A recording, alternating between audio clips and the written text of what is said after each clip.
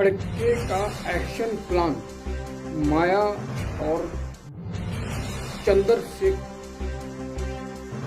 खड़गे का action plan, माया और चंद्रशेखर रावण का राजनीति खत्म। कांग्रेस दलित चेहरे को लेकर पीएम पद के लिए सजग है, एकदम अलर्ट है। और कांग्रेस सोच रही है कि अगर दलित प्रधानमंत्री पद का उम्मीदवार बनता है, अगर दलित प्रधानमंत्री बनने की बात आती है तो उसमें वो कांग्रेस तुरंत ही कांग्रेस के वरिष्ठ नेता मल्लिकार्जुन खड़गे को आगे कर देगी। यानी कि मायावती अगर प्रधानमंत्री बनने का दावा करती है और उनके साथ बीजेपी उनको सपोर्ट करती है तो कांग्रेस उनके नहले पे दहला खड़गे को खड़ा करेगी। तो ये बहुत बड़ी राजनीति है। क्योंकि दलित चेहरे में मायावती को इसलिए प्रमोट नहीं किया जाएगा क्योंकि वो अंबेडकरवादी है, वो बुद्धवादी है और बुद्धवादी लोगों का राजनीतिक सत्ता में प्रवेश होना पाखंडवादी या हाई कास्ट के लिए बहुत ही खतरनाक है। तो वो राजा भद्ररथ मौर्य को मारने के लिए पिछले 20 साल पाखंडवाद ने प्लान बनाया, आखिर उसे तहस नहस कर दिया। यहां भी कांग्रेस शूद्रों की राजनीति, दलित चेहरों की राजनीति को डैमेज करने के लिए युद्ध स्तर की तैयारी कर रही है और या आरएसएस बीजेपी के साथ मिलकर दलित चेहरे को रोकना चाहती है और रोकने का प्रयास कर रही है। और इसलिए क्योंकि अगर दलित चेहरा बन गया तो वो फिर एक बार फिर अंबेडकरवादी विचारधारा को ले आया, क्योंकि अंबेडकर एक ऐसे व्यक्ति थे जो टॉप स्कॉलरशिप थे, उनकी लिटरेचर, उनका साहित्य, उनकी सोच बहुत ही इंस्पायर थी और आज उनके कारण देश में लोगों को खड़े होने बैठने का और सम्मान का, समता का अधिकार मिला। लेकिन ये देश की जनता इन चीजों को जानना नहीं चाहती। मायावती ने अपने 4 मुख्यमंत्री कार्यकाल में बेहतरीन प्रशासन दिया और उनके नाम से गुंडे बदमाश कांपते थे। ऐसा नहीं है कि हिंदू मुसलमान को टारगेट बनाया, लेकिन गुंडा जिसका कोई धर्म नहीं है उनको टारगेट बनाती थी। राजा भैया को उन्होंने बहुत रपटाया और ऐसे बहुत सारे माफियाओं को भूमिगत करने पर मजबूर किया। तो बात करते हैं दलित चेहरे की। भारत की वर्तमान सरकार और कांग्रेस देश के बढ़ते दलितों के बढ़ते जनाधार को देखते हुए, मजबूत जनाधार को देखते हुए उनको खत्म करने, उनको डैमेज करने को, चाहे चंद्रशेखर रावण हो, मायावती को खत्म करना चाहती, क्योंकि दोनों को अच्छे से पता है कि देश पर कोई दलित चेहरा का नाम आता है तो वह सिर्फ दलित, वंचित, सामाजिक और आर्थिक रूप से कमजोर लोगों के हितों में काम करेगा।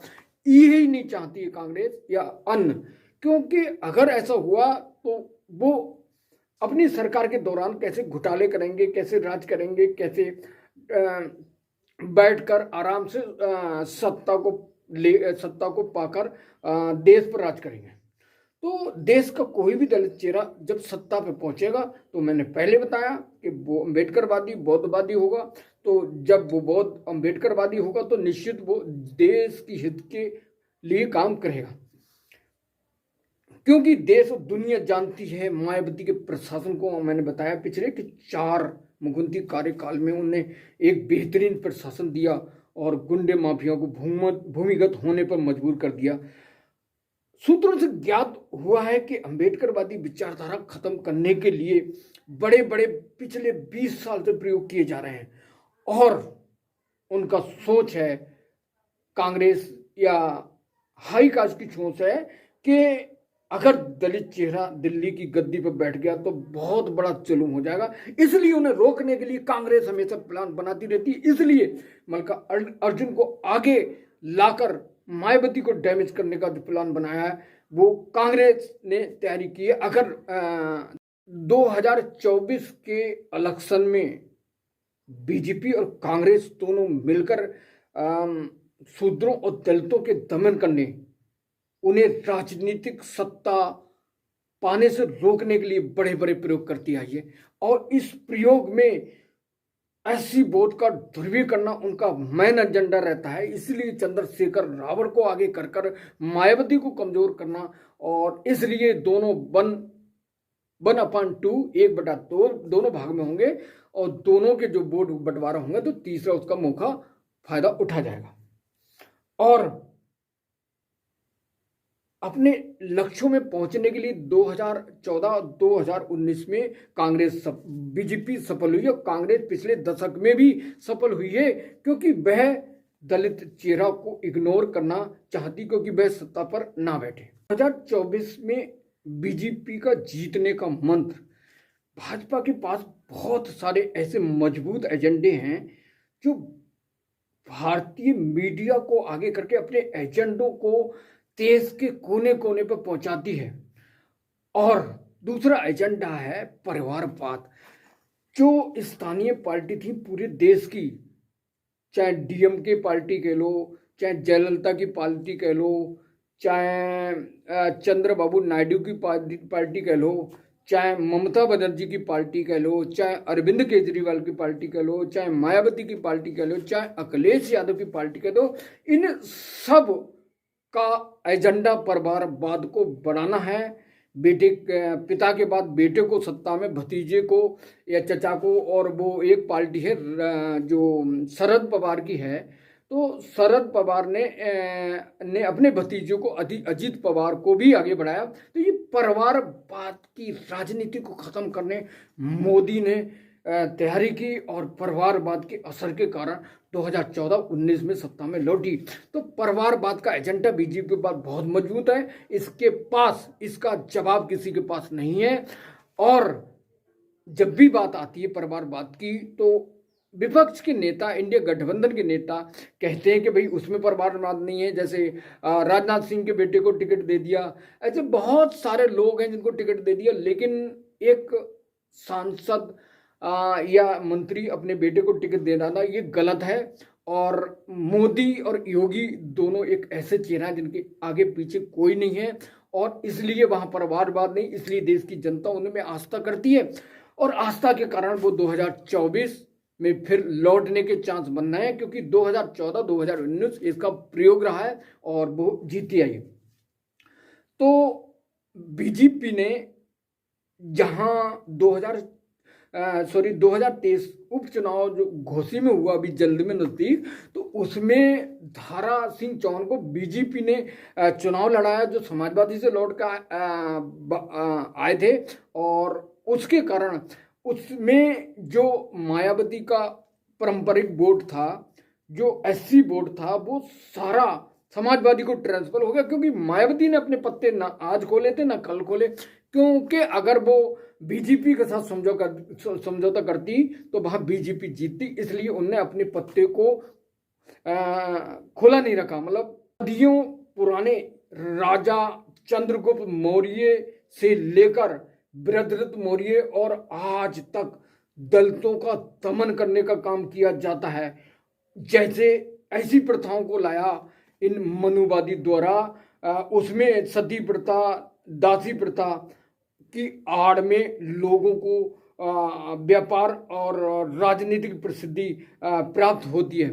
तो जहाँ पर एक तमिलनाडु की घटना है, तो वहाँ पेशवा राजा थे, तो पेशवा राजा ने वहाँ पर जो टैक्स लगाया था, बिरा टैक्स, तो बिरा टैक्स को टीपू सुल्तान आके ख़त्म किया। वो शूद्रों की बहन बेटियों के आंचल को पकड़कर उस तोल कर उस हिसाब से उसको टैक्स लगाते थे। तो बेहद घातक, बेहद खतरनाक परंपरा मनुवादी या अन्य लोग, हाईकार्ड लोग ये चाहते हैं कि फिर से मनुवाद बने, मनुवाद रहे, मनुवाद मजबूत रहे, ताकि हम आगे चलकर फिर वही अत्याचार करें जो सती प्रथा थी, जिसमें आदमी के मरने पर औरत को भी उसके साथ ढकेलकर चिता में जला दिया जाता था, और दाती प्रथा थी जिसमें कुमारी दलित की शूद्रों की बेटी को रखकर और उसमें छोटे से बड़े रखते थे, उसके साथ कुकर्म करते थे। तो ये बहुत ही शर्म और की बात है कि आज भी लोग मनुवाद को मानते हैं, पाला पोसते हैं। हमें मनुवाद से किसी से कोई मतलब नहीं,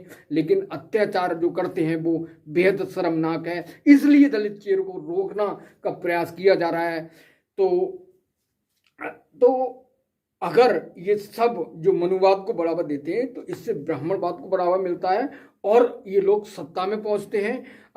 ये सब चलता रहेगा क्योंकि जो पाखंडवादी लोग हैं वो जानवर के साथ खाना पसंद करते हैं, लेकिन दलित और शूद्र के साथ नहीं। आज भी घृणा का जो अंश पैदा किया छुआछूत का वो आज भी चलता है। तो इसलिए दलित चेहरा को रोकने का प्रयास किया जा रहा है। घृणा है, अगर ये घृणा नहीं होती तो आज देश पर पीएम जो बनता दलित चेहरा बनता और देश गरीबों के हित में काम करता। अगर बीजेपी की बात करें तो जहां पर उन्होंने राष्ट्रपति को चुना है वो ऐसे चेहरे को चुना है, रामनाथ कोविंद को चुना, इसे जो द्रौपदी जी हैं मुर्मू, उन दोनों को इसलिए चुना कि वो बोलने लायक नहीं है, बोलती नहीं, जनता की आवाज को नहीं देती हैं। अगर वो लोग जनता के साथ चले, जनता के हितों को काम करें, तो आज देश में इस तरह की भावना पैदा नहीं होती कि रबड़ स्टंप की तरह जो काम कर रहे हैं ये लोग। तो खड़गे का जो एक्शन प्लान है, खड़गे कांग्रेस पिछले दशक से सत्ता से दूर रह रही है, इसलिए वह सत्ता में लौटने के लिए हर हाल में काम करना चाहती है, हर हाल में बने रहना चाहती है। और इसलिए वह रास्ता ढूंढ रही है कि कहीं दलित चेहरा की बात आए तो मल्लिकार्जुन को आगे बढ़ाया जाए। इंडिया गठबंधन भी मायावती इसलिए शामिल नहीं हो रही हैं क्योंकि उन्हें पता है कि अगर जब भी इंडिया गठबंधन में शामिल होंगे तो मल्लिकार्जुन को प्रोजेक्ट के तौर पर ला दिया जाएगा, और प्रोजेक्ट जब उनका होगा तो मायावती एक बार फिर उनको जो कैरियर है, जो प्रधानमंत्री का सपना है, वो चकनाचूर हो जाएगा। तो वहीं बीएसपी की विचारधारा ये है कि वह अकेले चुनाव लड़ेगी 2024 का और 2000 का चुनाव लड़ेगी, लेकिन जहां उसे मौका मिलेगा वो उनके साथ पार्टी घोषित चुनाव हारने के बाद मायावती के दलित वोटों पर निशाना साधना की कोशिश, रिझाने की कोशिश कर रही है। अभी उन्होंने जल्द एक मीडिया कॉन्फ्रेंस की, एक प्रोग्राम करी और उस प्रोग्राम में कहा कि हम प्रत्येक विधानसभा में भीम आंदोलन करेंगे और भीम आंदोलन करके दलित वोटों को रिझाने को उन्हें बड़े बड़े पद दिए जाएंगे। तो ये बीजेपी की तैयारी है और उसे डर है कि 2024 के लोकसभा चुनाव में जो 80 सीटें उत्तर प्रदेश के उस पर 1/2 नहीं हो जाए, आधी ना हो जाए। तो इस डर को दूर करने के बीजेपी रणनीति तैयार कर रही है, भीम प्रोग्राम करेगी, दलित वोटों को रिझाने की कोशिश करेगी, क्योंकि वह इस घोषित उपचुनाव में कला खा चुकी है और वह लौटने के लिए 2024 में केंद्र में लौटने की उद्देश्य पर तैयारी करी। मोदी चेहरा एक ऐसा चेहरा है जिसके सहारे भी सत्ता में पहुंचा जा सकता है, लेकिन 2 बार 2014 और 19 में पीएम मोदी बने और उन्होंने देश पर राज किया, और जिसके कारण बहुत सारे अपोजिशन उन पर बहुत सारे आरोप लगाते रहे। लेकिन यहाँ समस्या क्या है, जो विपक्ष आरोप लगाता है कि मोदी ने ये किया वो किया बहुत सारे, लेकिन ये विपक्ष की सबसे बड़ी नाकामी और है कि वो जनता के हितों में काम नहीं करती, जनता के साथ मिलकर काम नहीं करती, जनता के साथ रहना नहीं, जनता के बीच जाना नहीं चाहती है, सिर्फ मोदी मंडल बखान करती है, जिसके कारण वह सत्ता में नहीं पहुंचती।